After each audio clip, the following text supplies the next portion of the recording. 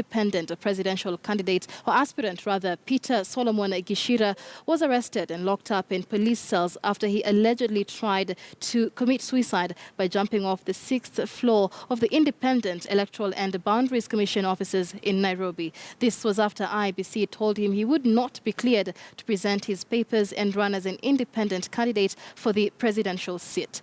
Gishira had arrived at the IEBC office's Anniversary Towers on Saturday afternoon to seek clarification on the list of those to be cleared when he received the news. Witnesses said Gishira sought audience with the IEBC chairman, Wafula Chebukati, and when he was directed to the secretariat offices, he turned violent. He then pushed a window and tried to jump out before security guards grabbed him.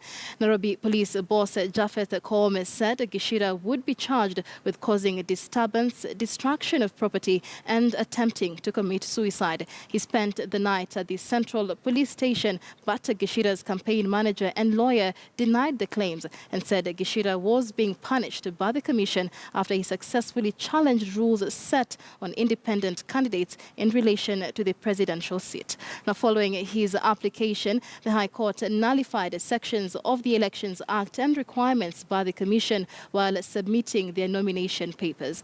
Gishira, in his suit, had said that the requirement that presidential candidates must submit supporters' details in a Microsoft Excel format and must be members of a registered political party was discriminatory.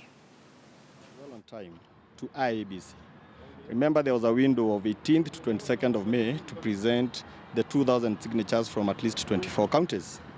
And what he did is that when he presented the signatures in the format that IEBC had provided, they rejected them on the basis that the 2,000 signatures ought to be from 2,000 independent people from each and every county, not members of any political party.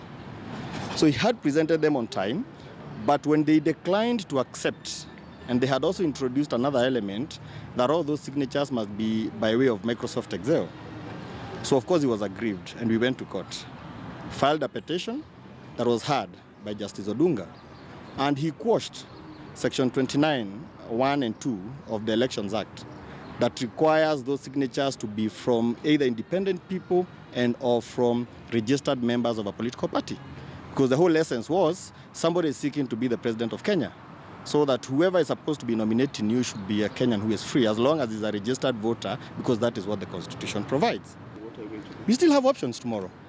There are two options. Number one, we shall still deal with the aspect of bail, but I'm sure even if we don't succeed in getting bail today, then by law they are supposed to present him to court tomorrow to face whatever charges that they are putting against him. We shall deal with that at court, and we shall be able to get bail. Trust me on that, we shall be able to get bail in court.